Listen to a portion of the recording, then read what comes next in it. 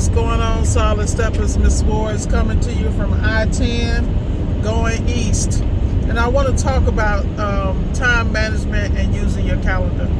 The reality is, in appliance repair, you should have a rough average. You should already have jobs booked out for the week, meaning that you should have, every day should have at least one job scheduled in it. The goal is to have a minimum of 3 jobs if you're a one-man shop a day scheduled out. Don't have to be a lot, but you have to be able to do those well and be prepared for those. The reason why I'm having this conversation is what I find is that most people are not prepared for success, meaning that they don't schedule the jobs in such a way that if you have an opening that comes about, you can slide another job in there and fill up the rest of your day. You got to always leave gaps for emergency calls that you can charge a premium for and things of that nature. So what I need you guys to do is start scheduling your jobs accordingly and putting out a rough average. If you're getting all the information you should from the customer on the phone, you should pretty much have a pretty good idea of what's wrong with the unit, what's going to be price point, parts available, and you should be able to be doing one-stop completions. So if you're averaging, say, $500 to $900 a ticket, because my bottom line is $500. I don't do anything that's under $500. I don't even show up. That's just my bottom line. Now everybody else could be different, but that's you. I just move that way because I'm very clear what my goals, my expenses are, and the caliber of my clients and the jobs that I take. I only take jobs that are going to put me in that arena. Anything that's not going to bring me in that arena, then I'm not going to do it. But those are decisions I made, you know. But what I'm saying is you should have no less than, you want to make sure you got jobs filled every day. And then say you get caught up one day, you can grab some of those jobs from the following day and bring them over and increase your daily average.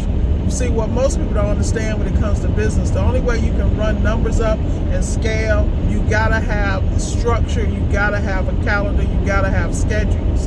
And the reason I'm saying this is that how many times have you guys been out here running around with your head cut off, frustrated because you went to a job, now you need additional parts, or you went to a job, you thought you diagnosed it, but you're wrong, and you're losing time. If you have some sort of schedule, you can always recoup that day with a minimum sale. You follow me? But if you don't have a schedule, you can't navigate around issues, drama, or anything that happens. How you eliminate drama is by putting order in place. The order has to start with you. If you're going out here doing jobs, you need to know what you're working on. You need to be prepared before you go on the job. You should have your service manuals, things of that nature. You should know how to put it in diagnostics. You should have a rough idea of what is going on with that unit before you even show up. And you should be working out your estimate and your invoice ahead of time because you have an idea. I'm not saying you got to be dead on, but what I'm saying is you need to know how to play this game. A lot of y'all out here running behind 150 to defrost this, 200 for that, 300. I mean, what are you doing? Are you even changing parts? Like, I don't even understand. At the end of the day, the only way you win in business is to get your ticket average up because inflation is here, parts are going up. I don't use any parts off of Amazon. I don't use off-brand parts.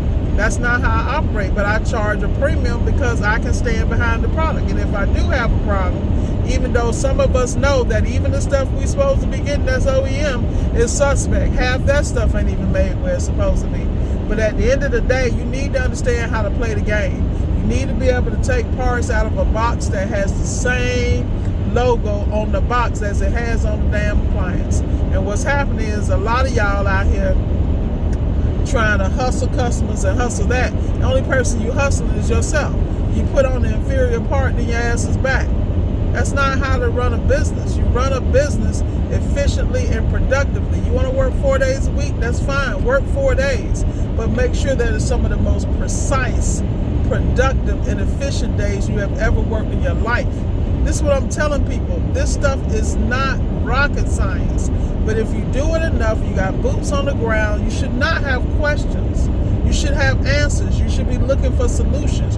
If you do have a question, you should know where to go, whether it be a phone call, whether it be service matters, whether it be appliantology, whether it's service alliance group, the community, whether it's Voxer with TMM and Brandon and the crew, you need to have Appliance blog, Scott the Fix-It guy, wherever you go.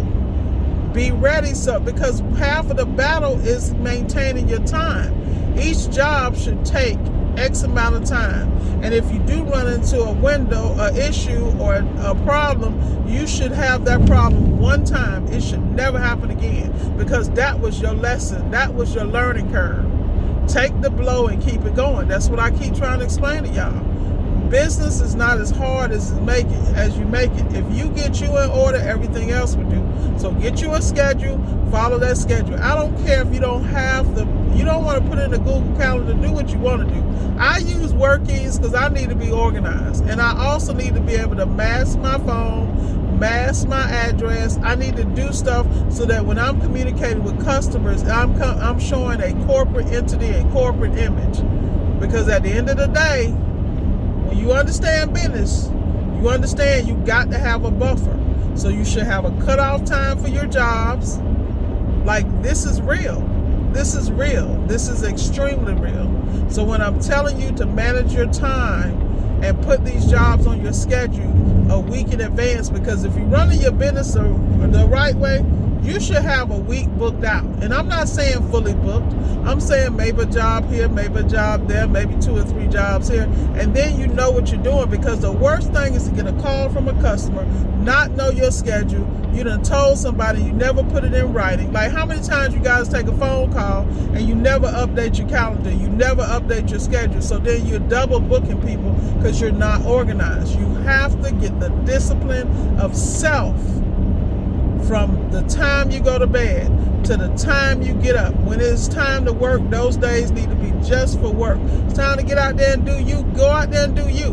But the reality is, if you're trying to grow a business, like me, my business is for investment purposes. The funds that I make from this business is going into my retirement investments. That's why I do appliance repair, because I can turn the numbers, I can turn the dollars, and I can invest them where they should go. It's not that difficult, people. But the reality is, I cannot preach enough. Get some order and discipline in your life.